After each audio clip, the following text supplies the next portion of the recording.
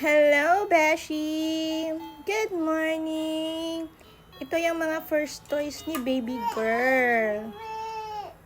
Una kong binili is yung sunflower na yun kasi napakaganda naman talaga ng kanyang design. Tapos ito yung kasunod.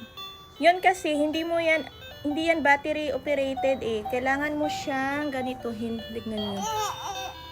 Yan o, kita nyo yan. Kailangan mo pa siyang ganyanin para umandar. Which is, hindi ko type yung ganyan kasi, alam mo, kapag may work ka, tapos pupunta ka pa, kapag nag-off yan, i-on mo naman ulit.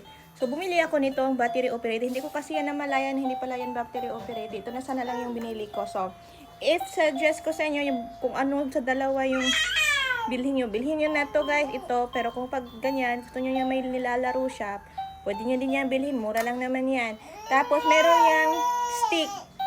Kaso pinasabi ko lang dito sa aming mosquito net kasi prevention is better than cure sa mga lamok.